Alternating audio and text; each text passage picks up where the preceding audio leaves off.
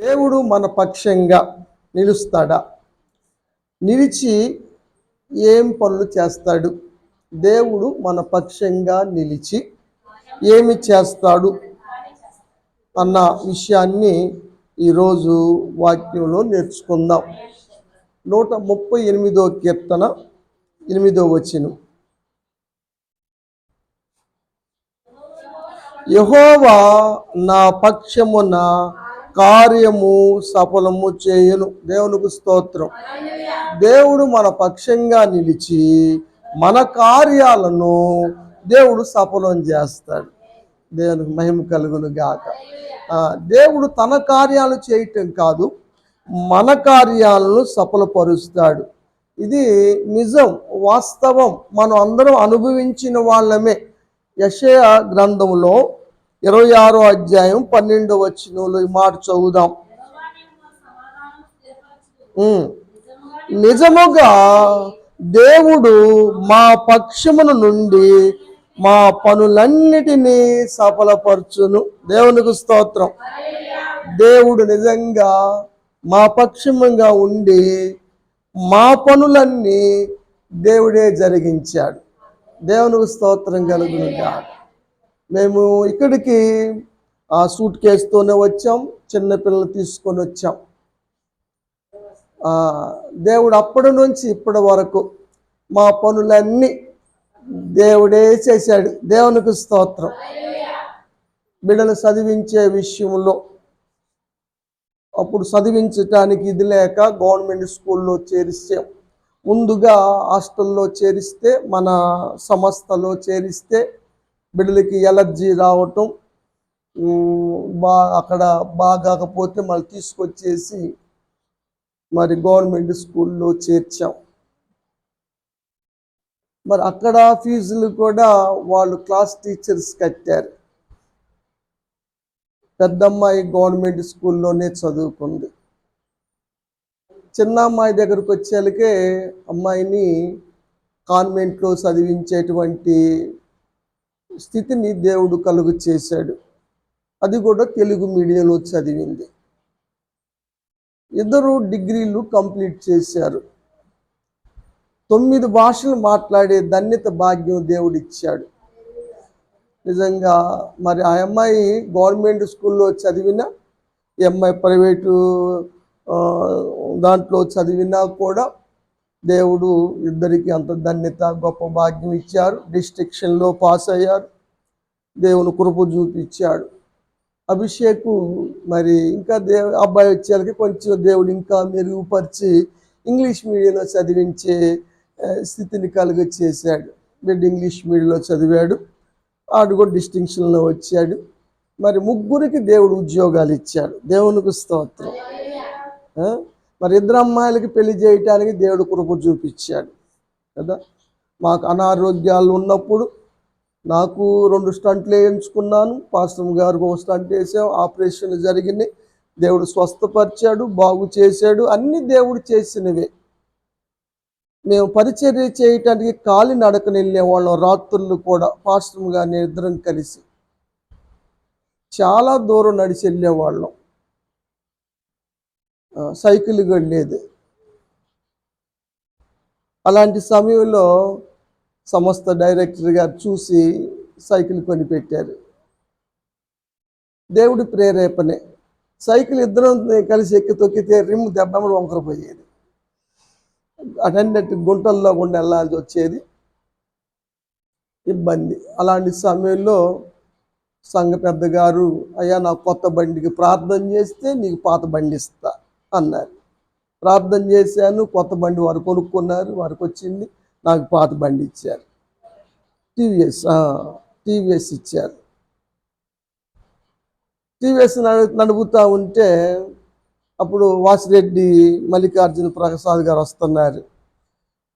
ఆయన కాలేజీ ప్రిన్సిపాల్గా చేస్తున్నాడు. అప్పుడు పాస్టర్ గారు బండితో పని ఉంది, ఇటు నేను తీసుకుని వెళ్ళి ఆ బండిని తీసేసి హీరో స్ప్లెండర్ తీసుకొచ్చి ఇచ్చాడు నాకు.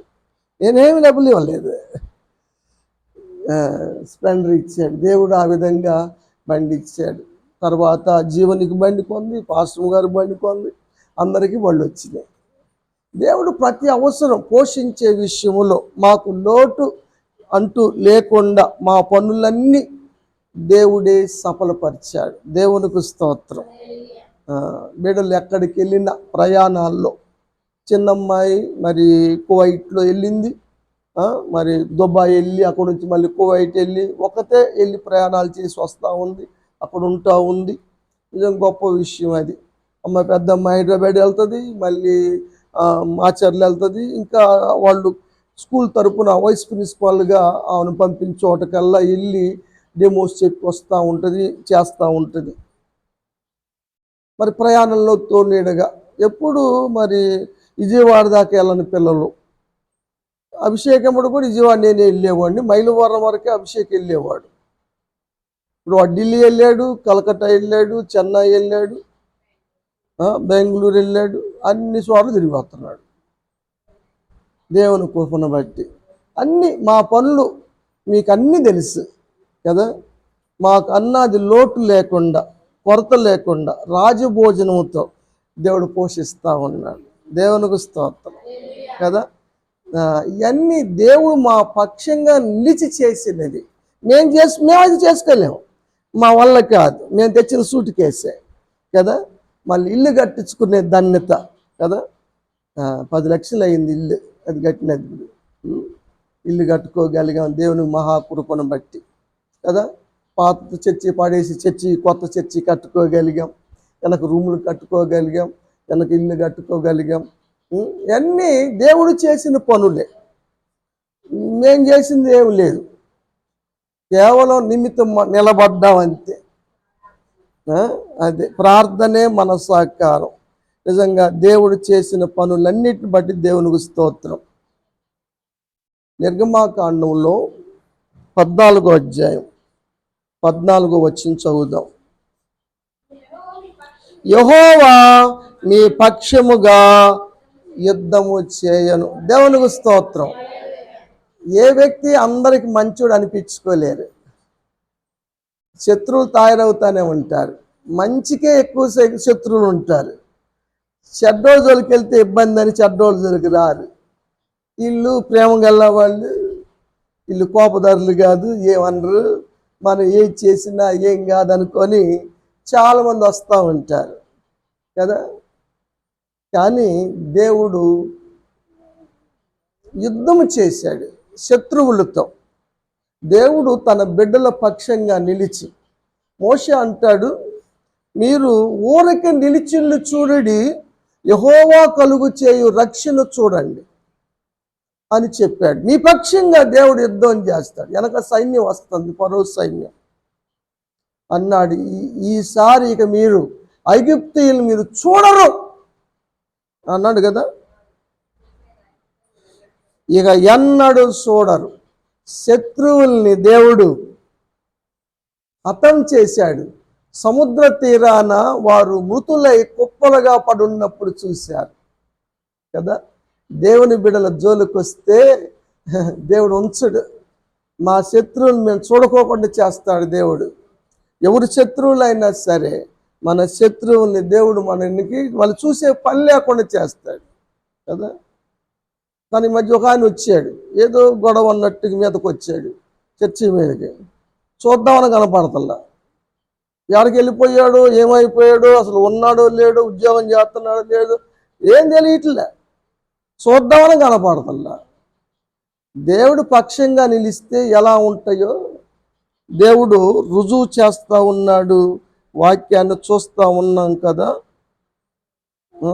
వాళ్ళు అనుకున్నారు రథాలు ఊడిపోజేస్తున్నాడు, రథాలు ఊడిపోతున్నాయి, పారిపోదాం, యెహోవారి పక్షంగా మనతో యుద్ధం చేస్తున్నాడు అని వారు పారిపోవటానికి ప్రయత్నం చేశారు. కానీ ఆ స్టేజ్ దాటిపోయింది, ముంచేశాడు దేవుడు కదండి. దేవుడు మన పక్షంగా యుద్ధం చేస్తాడు. సాతానైన మన శత్రువుతో కూడా దేవుడే మనకి యుద్ధము చేసి జయాన్ని ఇస్తాడని మన వాక్యంలో చూస్తూ ఉన్నాం కదా.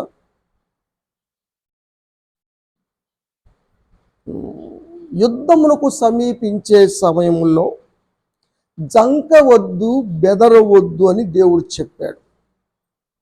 యుద్ధం మాట విన్నప్పుడు పెద్దగా భయం అనిపించదు కదా. పరీక్షలు పెడతారన్నప్పుడు భయం అనిపించదు. పరీక్షలు రాయటానికి వెళ్ళేటప్పుడే చెమటలు పడతాయి. అలాగనే ద్వితీయోపదేశకాండం 20వ అధ్యాయంలో 4వ వచనం, వనకొద్దు, బెదరొద్దు, మీ కొరకు మీ శత్రువులతో యెహోవా యుద్ధము చేసి. దేవునికి స్తోత్రం, ఆమేన్, ప్రైజ్ లార్డ్. నిజంగా దేవునికి స్తోత్రం. మన పక్షంగా దేవుడు యుద్ధం చేస్తాడు, శత్రువు తరిమేస్తాడు కదా. శత్రువులను తరిమి వేయను గాక, జయ జీవితాన్ని అనుగ్రహించును గాక.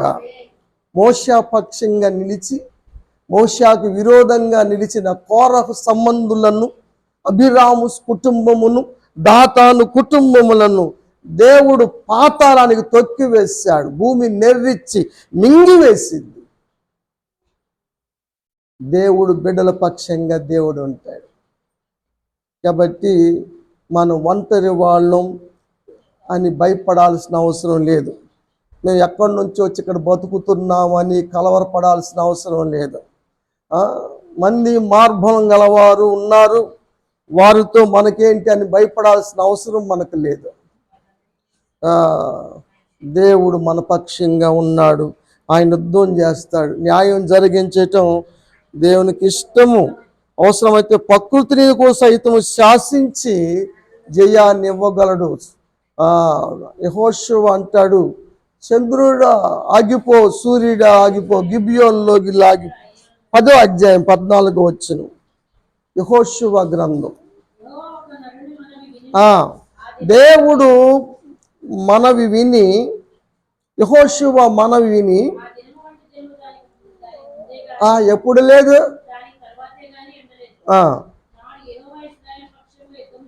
దేవుడు యుద్ధం చేశాడు. అమాలేకీయులు ఓడిపోయారు. దేవుడు యుద్ధం చేశాడు కదా. జయం పొందేదాకా సూర్యుడు సైతం అస్తమించటానికి త్వరపడలేదని వాక్యం చెబుతాము. నిలిచిపోయాడంతే. ప్రకృతిని శాసిస్తాడు దేవుడు బిడ్డల కోసం. కాబట్టి మనం దేనికి దిగులు పడాల్సిన అవసరం లేదు. మన పక్షం ఎవరున్నారు? దేవుని స్తోత్రం చెల్లించండి. హల్లెలూయా. నిజంగా దేవుడు మన పక్షంగా ఉంటాడు. ఎంత గొప్ప విషయం. 3 దేశాల సైన్యం వచ్చింది యెహోషాపాతు రాజ్యం మీదకి. అమ్మోనీయులు, మేయోనీయులు, కొండ జాతులు అందరూ 3 దేశాల సైన్యం వస్తే యెహోషాపాతు ప్రార్థన చేసాడు. ఉపవాస ప్రార్థన సాటింపేసుకొని దేవుని ఆత్మ చెప్పిన మాట 2వ దినవృత్తాంతముల గ్రంథం 20వ అధ్యాయం 17వ వచనం, ఈ యుద్ధములో మీరు పోరాడవలసిన నిమిత్తము లేదు. దేవునికి స్తోత్రం. యుద్ధంలో పోరాడాలి కదా, కలపడాలి కదా, యుద్ధం చేయాలి కదా. దేవుని బిడ్డలకు అది లేదు. ఎందుకంటే దేవుడు చేస్తాడు. దేవుని బిడ్డలు ఏం చేస్తే ప్రార్థన చేస్తే చాలు, స్తుతిస్తే చాలు. వాళ్ళు పాడుటకు మొదలు పెట్టగా, స్తుతించుటకు మొదలు పెట్టగా దేవుడు మాటుగాలు పెడితే 3 దేశాల సైన్యం హతమైపోయింది. శత్రువు హతం చేస్తాడు దేవుడు. దేవుని బిడ్డలకు జోలికి రావాలంటే గట్స్ కావాలి. దేవునితో పోరాడిన వారు అవుతారు. దేవుని బిడ్డలు టచ్ చేయటం అంటే దేవుని కనుగుడ్డును ముట్టినట్లు. చాలా మందికి తెలియటం లేదు. కొన్ని కళ్ళారు చూసినా కూడా వారు అర్థం చేసుకోలేని మూర్ఖత్వం కలిగి ఉన్నారు. దేవుడు మన పక్షంగా యుద్ధం ఏం చేస్తున్నాడు? మన పక్షంగా నిలుస్తున్నాడు, మన పక్షంగా కార్యాలు చేస్తున్నాడు, మన పనులు జరిగిస్తూ ఉన్నాడు, మన పక్షంగా యుద్ధం చేస్తూ ఉన్నాడు. దావీదు కీర్తన 9వ అధ్యాయం 3వ వచనం, దేవుడు మన పక్షంగా నిలిచి వేద్యమాడి న్యాయము జరిగించును. దేవుని స్తోత్రం. దేవుడు మన పక్షంగా వేద్యమాడతాడు కదా. ఏ సమస్య ఉన్నా, ఎలాంటి విపత్తులున్నా దేవునికి అప్పచెబితే దేవుడే వేద్యమాడుతాడు. మనం ఆడక్కర్లేదు, వాళ్ళతో పోయి గొడవలు పడాల్సిన అవసరం లేదు, గోసలు పెట్టుకొని తిట్టుకొని తట్టుకోవాల్సిన అవసరం లేదు. దేవుడు ఉన్నాడు, దేవుడు వేద్యమాడుతాడు. ప్రార్థన చేస్తే చాలు.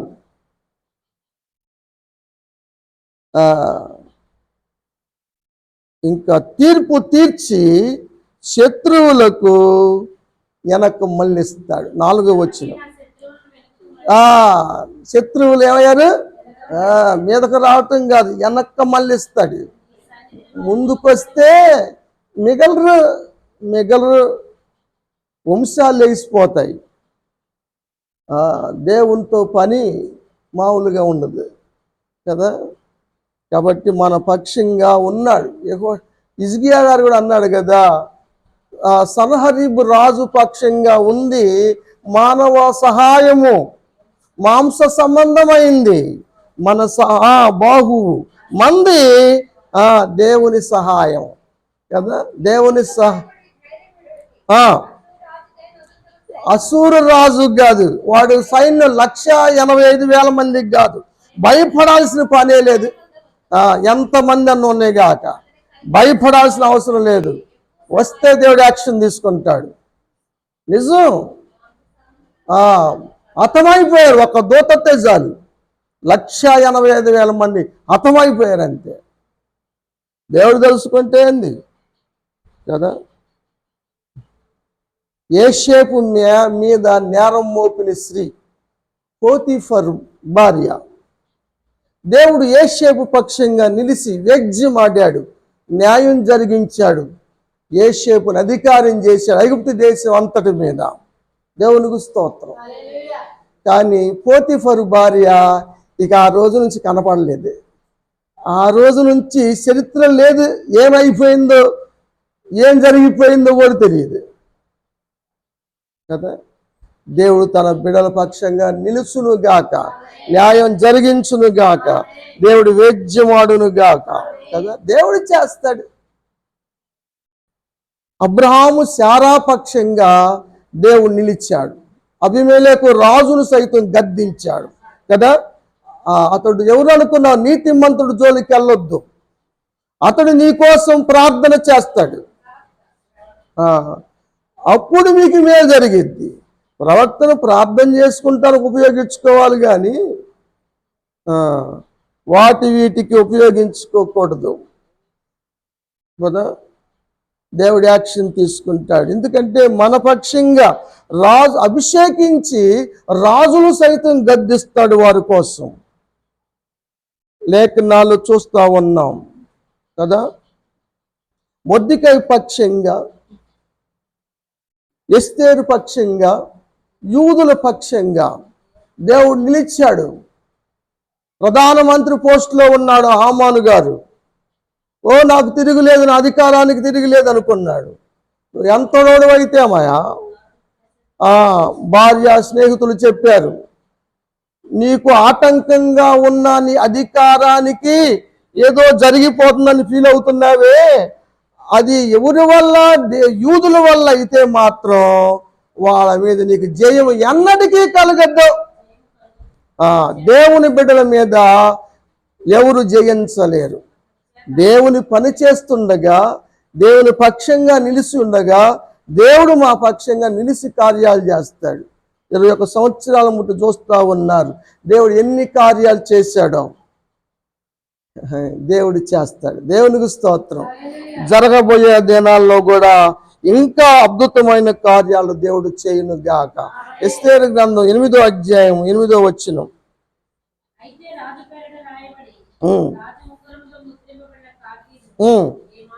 మానవుడు మార్చజాలన్నటువంటి శాసనం మాదియా పారసిక దేశాల తాకీదును దేవుడు మార్చాలా చేశాడు. అలా చేశాడు, దేవుడు చేశాడు కదా. ఎవరినైతే హతం చేద్దాం అనుకున్నాడో ఆయనే హతమైపోయాడు కదా. దేవుని బిడ్డలకి ఏదో కీడు చేద్దాం అనుకుంటే ఆ కీడు వాళ్ళెత్తి మీదగా పడుతుంది. నిజం. వంశం లేచిపోయింది. 10 మంది కొడుకులు ఆయనకి. ఎవరికి? హామానుకి. మొత్తాన్ని ఊరు తీశారు. మొర్దెకాయిని ఉరి తీద్దాం అనుకొని ఆలోచన చేశారు వాళ్ళు. వారి ఆలోచనలు, నటనలు దేవునికి తెలియనివా? వాళ్ళ ప్లాన్లు, వాళ్ళ పతంగాలు దేవుడు ఎరగల. ఏం చెయ్యాలనుకున్నాడు దేవుడికి తెలుసు. దేవుడు యాక్షన్ తీసుకుంటాడంతే. మనం ఊరకుంటే చాలు, దేవుడు శత్రువులు నిర్మూలన చేస్తాడు. యూదులకు శుభాన్ని ఇస్తాడు. 15వ వచనం. షోషాను కోట నందున్న యూదులు, ఆ పట్టణంలో ఉన్న యూదులు అందరూ కూడుకున్నారు. సంపోదలు పడేశారు. 15వ వచనమేనమ్మా. మొర్దెకాయిని గణపరిచారు. ఊదా రంగు వస్త్రాలు కట్టారు. గుర్రం మీద ఈ కోరుకుందెవరు? హామాను. కానీ మొర్దెకాయికి జరిగింది అది కదా. దేవుని బిడ్డలు ఎప్పుడైనా ఉన్నతంగానే ఉంటారు. శ్రమలు రావచ్చు, కష్టాలు రావచ్చు, నిందలు రావచ్చు, నేరాలు మోపడవచ్చు, కానీ దేవుడు ఉన్నాడు వెజ్జిమాడటానికి, న్యాయం జరిగించటానికి, మన పక్షంగా నిలవటానికి, జీవితాన్ని ఇవ్వటానికి. దేవునికి స్తోత్రం కలుగును గాక. అప్పుడు వారికి సంతోషం కలిగింది, సంతృష్టి కలిగింది, ఆనందం కలిగింది, ఘనత కలిగింది. దేవునికి స్తోత్రం. దేవుడు ఆ విధంగా దేవుని బిడ్డలకి ఇచ్చాడు. ప్రార్థన విషయంలో కూడా గట్టిగా చేయాల్సిన అవసరం లేదు. మనం వాళ్ళకి అట్టవ్వాలి, వీళ్ళకి ఎట్టవ్వాలి అని అనాల్సిన అవసరం లేదు. ఎందుకంటే మన పక్షంగా పరిశుద్ధాత్ముడు ప్రార్థన చేస్తున్నాడు కదా. రోమాపత్రిక 8వ అధ్యాయం 26వ వచనం. ఆత్మదేవుడు మన పక్షంగా విజ్ఞాపన చేస్తా ఉన్నాడు. దేవుని స్తోత్రం. నా ప్రార్థన అన్న పక్కన పడిద్దేమో కానీ పరిశుద్ధాత్మని ప్రార్థన పక్కన పడదు. మటాష్ అంతే, మామూలుగా ఉండదు కదా. జరిగిపోయింది సైలెంట్గా. పరిశుద్ధాత్మనికి అప్పచెప్పేస్తున్నాను. మన చేతుల్లో వద్దు, మన చేతులకి ఏది అంటకూడదు. ఆయన చూసుకుంటాడు అంతా. అవసరం దహించి వేస్తాడు కదా. 8:31 అమ్మ. అవును, నిజం కదమ్మా. దేవుడు మన పక్షంగా ఉండగా ఎవడురా వాడు? మన పక్షం, మనకు విరోధంగా నిలబడేవాడు ఎవడో రమ్మను ఉంటాడా? అంత తేలుస్తాడు దేవుడు. తాట తీస్తాడే లేదు, మామూలుగా ఉండదు కదా. కాబట్టి దేనికి ఎరవలసిన పని లేదు, దేనికి భయపడాల్సిన అవసరం లేదు కదా. వివాహ విషయంలో జరిగినటువంటి విధానాన్ని బట్టి, సంతానం లేని దాన్ని బట్టి లేయా బాధపడతా ఉంటే దేవుడు లేయా పక్షంగా నిలిచి ఆమె గర్భాన్ని తెరిచి సంతానం ఇచ్చాడు కదా. 6 కొడుకులు, 1 కూతుర్ని కంది లేయా కదా. ద్వేషించబడింది అందరి చేత కదా. తండ్రి కూడా వదిలించుకోవాలని చూశాడు. భర్త కూడా తన చెల్లెల్నే ప్రేమించి అక్కను దూరం పెట్టాడు. మామగారు మోసం చేసి అర్ధరాత్రి పెళ్లి చేసి, ఏమా ఎంత మంచి చేసావు, నన్ను మోసం చేశావు అని అడిగాడు కదా. ఆ విధంగా భార్యగా అయింది. కానీ దేవుడు లేయా పక్షంగా నిలిచాడు, గర్భాన్ని తెరిచాడు, గర్భఫలం ఇచ్చాడు కదా. దేవుడు నిజంగా జీవని లావణ్య పక్షంగా కూడా నిలుచును గాక, వారికి గర్భఫలాలను దయచేయును గాక, సంపూర్ణ ఆరోగ్యం అనుగ్రహించును గాక.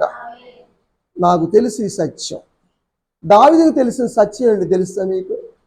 దావీదుకు ఒక సత్యం తెలుసు. మీకు తెలుసా సత్యం? అదేమిటంటే దేవుడు నా పక్షంగా ఉన్నాడన్న సంగతి నాకు తెలుసు.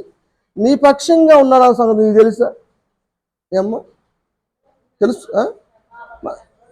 మరి ఎలా ఊరుకుంటే అట్ట వారిని పిల్లల తెచ్చారు ముందు నిప్పుకున్నా. సరే, నిజంగా దేవుడు మన పక్షంగా ఉన్నాడు. ఎన్ని కార్యాలు, నిజంగా ఎన్ని గొప్ప కార్యాలు దేవుడు జరిగి. 56వ కీర్తన 9వ వచనం. నేను మొరపెట్టు దినమున నా శత్రువులు ఎట్టెళ్తారు? ఎవరు చూసి? దావీదుని చూసి కాదు. దావీదు చేసిన ప్రార్థనే. కానీ దేవుడు వచ్చి నిలబడాలికే తోక జాడిచ్చారు. ఎవరు? శత్రువు. జాడియాల్సిందే. ఎంత టోళ్ళైనా సరే, ఎన్ని కుయుక్తులు పడినా సరే, దేవుని బిడ్డల జోలికి వస్తే మామూలుగా ఉండదు కదా. దావీదు అంటాడు అందుకనే, దేవుడు నా పక్షులు ఉన్నాడని అర్థమైపోయింది. ఎట్లా అర్థం చేసుకున్నాడు? ఈయన ప్రార్థన చేస్తా ఉంటే శత్రువులు వెనక్కి వెళ్ళిపోతా ఉన్నారు, ఓడిపోతా ఉన్నారు కదా. యుద్ధం యెహోవాదే అంటాడు ఆయన. అయిపోయింది అంటే గొలియాతు గడి పని. యుద్ధం యెహోవాది అన్నాడు, గొలియాతు నాకు కోశాగా పడేసాడు. యుద్ధము ఆయనే జరిగిస్తాడు. టైం అయింది, చివరి మాట చెప్పి ముగిస్తాను.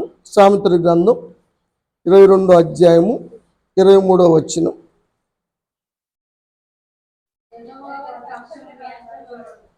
యెహోవా వేద్యం ఆడతాడు. ఎవరైతే ద్రోహం చేయాలనుకున్నారో వారి ప్రాణాలనే దేవుడు దోసేస్తాడు, తీసేస్తాడు. మన దేవుని బిడ్డలు అర్థం చేయాలని దేవుని బిడ్డల మీద ప్రణాళికలు వేస్తే దేవుడు వారి ప్రాణాలనే తీసేస్తాడు. ఆమోను పని అదేగా అయింది, ఆమోను జరిగింది అదేగా. ఆ ఉరికొయ్య మీదే ఇలా కుటుంబం మొత్తం ఉరి తీయబడ్డారు కదా. సౌలు పని అదేగా. దావీదు మీదకి వెళ్తే సౌలు గతి ఏమైంది? ఆయన పొడుచుకొని చచ్చాడు. ఆ రోజే కొడుకులు అందరూ కూడా ఉరి తీయబడ్డారు. సౌలు కొడుకులు కూడా వంశాలు వేసిపోయినాయి కదా. అందుకని దేవుడు మన పక్షంగా ఉంటాడు. ఏ సమస్య వచ్చినా ప్రార్థన చేయి, దేవుడికి స్తుతి చెల్లించు, దేవుడు పూజ చేస్తాడు, దేవుడు జయమిస్తాడు నీ పక్షంగా. నువ్వేం చేయక్కర్లేక, నువ్వు పోరాడాల్సిన అవసరం లేదు, నువ్వు వాళ్ళు బతిలాడాల్సిన అవసరం లేదు. మామూలుగా మా తల్లిగా అయిపోయింది. ప్రభువానికి అప్పచెబుతున్నాను, ఊరకుండా చూడండి, ఊరకుండా చూడండి, దేవుడు కలుగు చేసి రక్షణ చూడండి. చూసారా? దేవుని స్తోత్రం. కాబట్టి ఏ విషయంలో మీరు దిగులు పడొద్దు, జడియొద్దు, జంకొద్దు, బెదరొద్దు. దేవుడు మన పక్షంగా ఉన్నాడు. ఏ పని గురించో నెహెమ్యా గారు అంటాడు కదా, ఆకాశమందు నువ్వున్నావని మేము కట్టడానికి పూనుకున్నావయ్యా. ఏ పనికైనా సరే దేవుడు సఫలం చేస్తాడు. మేము ప్రారంభించాం, దేవుడు మన పనులు సఫలపరుస్తాడు కదా. అదే సిస్టర్ గారు చెబుతున్నారు, చూశారుగా మా పనులు ఎన్ని సఫలపరిచాడో, ఎన్ని కార్యాలు చేశాడో. అలాంటి సాక్ష్యం మీలో లేదంటారా? మీ పక్షంగా జరగలేదా? దేవుడు జరిగించలేదా? దేవుని స్తోత్రం, దేవుని మహిమ కలుగును గాక.